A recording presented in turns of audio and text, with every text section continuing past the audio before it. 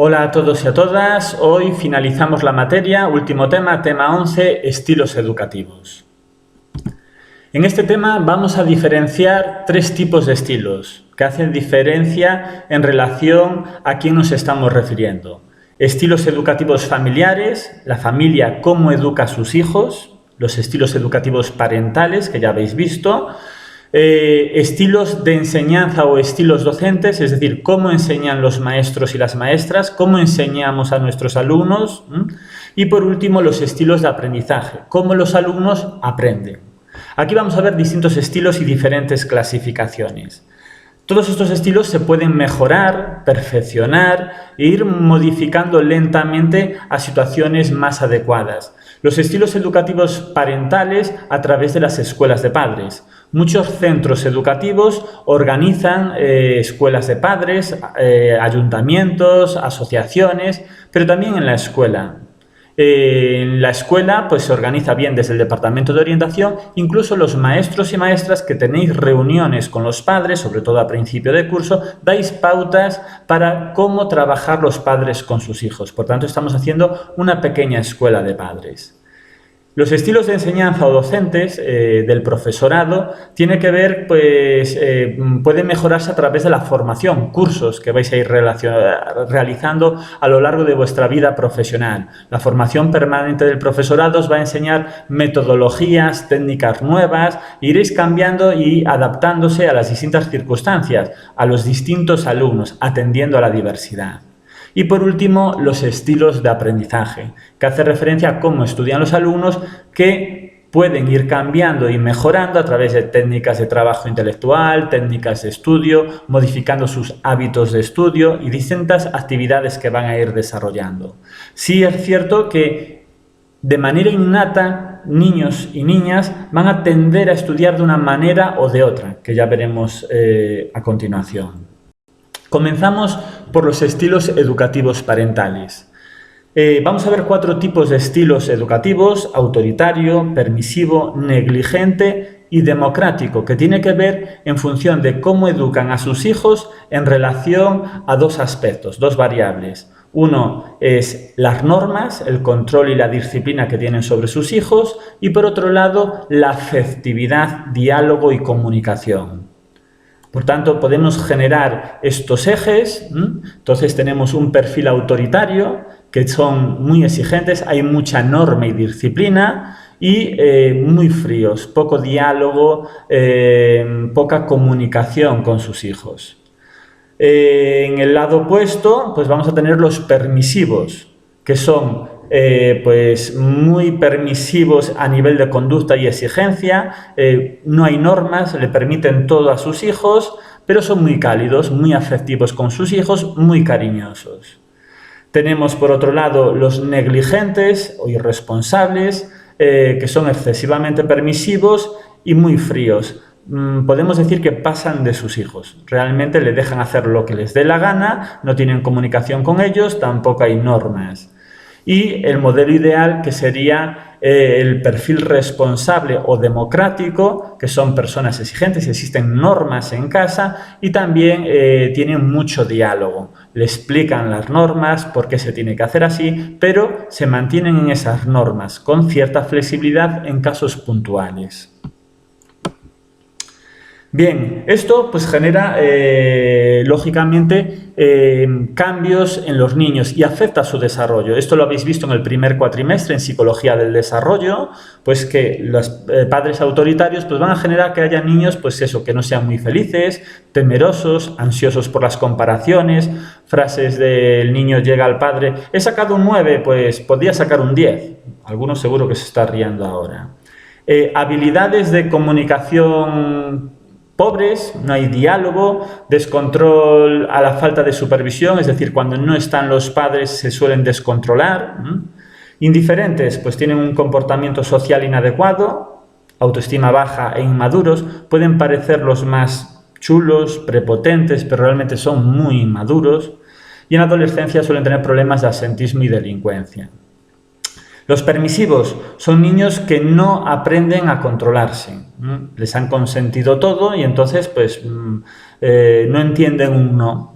Entonces es fácil que tengan rabietas ante la frustración. Es decir, los nos que no han recibido en casa los van a recibir de sus amigos, de la escuela, de los adultos, del exterior. Bien, aquí vamos a hacer un pequeño debate que es cuáles son los estilos parentales los más adecuados. Ya hemos comentado que el más adecuado es el democrático, pero lo habitual es que los padres tengan estilos diferentes. Entonces, aquí pregunto, ¿cuáles crees que son los efectos en un niño cuya madre tenga un estilo autoritario y un padre permisivo, o viceversa? Es decir, un autoritario y otro permisivo. ¿Es adecuado? Esto sucede mucho en el sentido de que a veces cuando uno de los padres es muy autoritario, pues la otra parte, para compensar, en vez de ser democrática, se pone excesivamente permisiva. Esto es un problema. Realmente, al menos uno debería de ser democrático. Y debería de ser democrático para que el niño, los niños, aprendan ese estilo democrático. ¿Vale? Ya terminamos el debate. Bueno, los estilos de aprendizaje.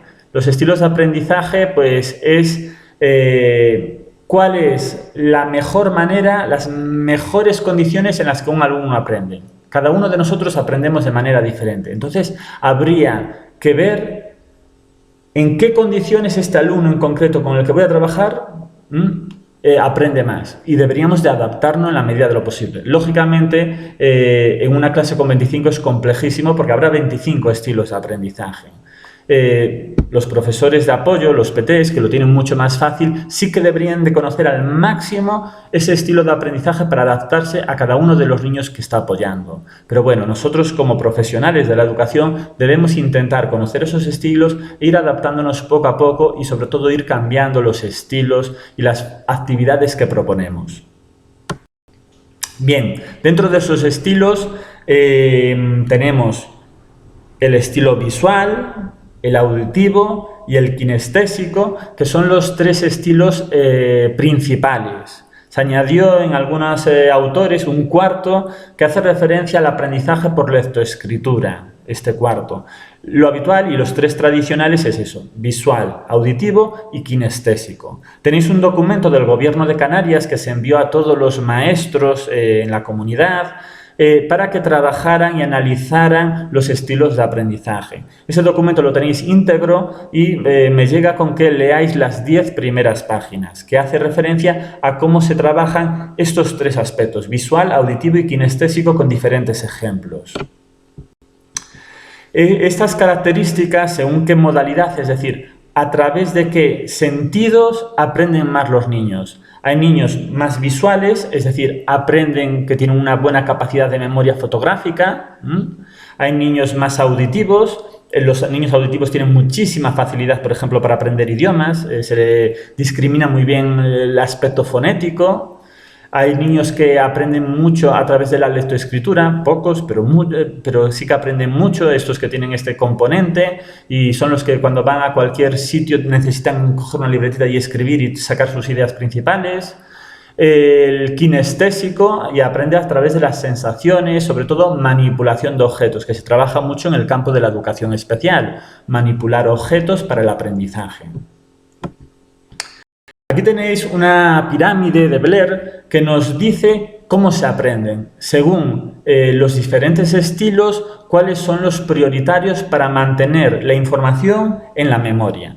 Es decir, si escucháis en clases de brazos cruzados, las clases presenciales simplemente escuchando, pues se entiende que solo se va a guardar un 5%, porque estáis en una actitud muy pasiva. Si leéis un documento, se dobla, es decir, os quedáis con un 10%. Si hay medios audiovisuales, se pone una presentación y se explica esa presentación o este mismo vídeo, pues se retiene un 20%. Si tenéis que hacer un ejercicio para demostrarlo, lo que sabéis, un 30%. Si además tenéis que argumentarlo, eso que habéis estudiado, generar un debate entre compañeros o hacia el profesor, un 50%. Si tenéis que realizar una actividad práctica, se retiene el 75%, por ejemplo, estas actividades que hacemos los lunes es para retener información teórica.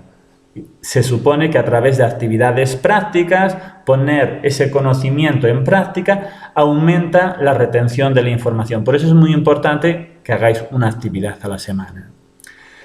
Y lo ideal sería enseñar a otros, es decir, que el alumno adquiera el rol de profesor. Por eso, la metodología de aprendizaje cooperativo es tan importante. Por un lado, habíamos dicho que los niños con más dificultades están beneficiados porque les ayudan otros compañeros, todos tienen apoyo, pero es que el que ayuda, el más capacitado, coge el rol de profesor y aprende muchísimo. Realmente todos se benefician. Por eso cada vez está más en auge las metodologías vinculadas al aprendizaje cooperativo. Esa es otra pirámide similar, hay algunos cambios, pues eso, leer 10%, oír 20%, ver 30%, ver y oír 50%, decir, tener que hablar y participar 70%, y decir y hacer, ponerlo en práctica, hablar y hacer el ejercicio o generar una dramatización, pues el 90%. Cuanto más activo sea el alumno, más contenidos que ha aprendido le van a permanecer en la memoria. Bueno, aquí vamos a analizar nuestro estilo de aprendizaje, pero esa va a ser la actividad que explicaremos en el siguiente vídeo. Haremos esta actividad como última actividad también de la materia a través de este cuestionario que se llama REAM, Registro del Estilo de Aprendizaje y Motivación, que es muy interesante para conocer los estilos de nuestros alumnos. Vamos a hacerla para conocer nuestro propio estilo. Y por último tenemos los estilos docentes o estilos de enseñanza. ¿Cómo enseñáis vosotros como maestros? Aquí tenemos muchas teorías, aquí tenemos 4 teorías, vamos a conocerlas. Desde la teoría técnico, práctico, crítico, ¿qué papel tenéis vosotros? Desde la teoría individualista, competitiva, cooperativa, que hace referencia a lo que hemos visto en el tema 7 de aprendizaje cooperativo, es decir, ¿qué actividades proponéis a vuestros alumnos? ¿Actividades individualistas, competitivas o actividades cooperativas? Ya estáis diciendo qué estilo de enseñanza tenéis. Si proponéis actividades que trabajen mucho la parte visual, la parte auditiva o la parte kinestésica. Y luego otra teoría mucho más compleja que habla de un profesor experto, autoridad formal, modelo personal, facilitador o delegador, que vamos a ver ahora por encima.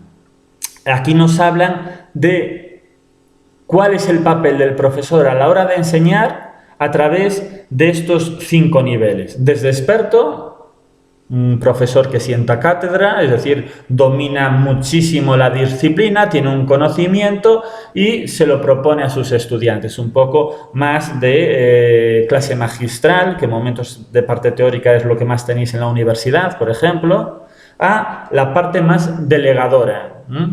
Proporciona libertad a los estudiantes mediante autonomía para que hagan trabajos y proyectos de manera independiente y su labor es consultiva. Por ejemplo, esta es la actividad práctica que estáis haciendo con Encarnación Sueiro. Un trabajo donde se delega y el alumno pues se busca la vida, busca información, tal, y cuando se pierde tiene que consultar al profesor.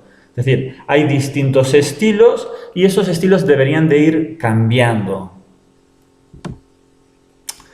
Reflexionar sobre nuestro estilo docente. Analiza tu estilo docente, cuál es el mejor estilo.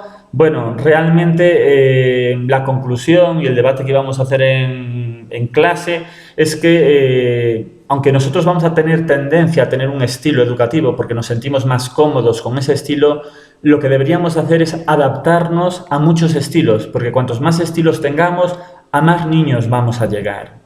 Cuando hablamos de atención a la diversidad, en el tema 6, que no entra para examen, ese tema 6 nos dice atención a la diversidad es el conjunto de medidas, acciones, adaptarse a ritmos y estilos de aprendizaje.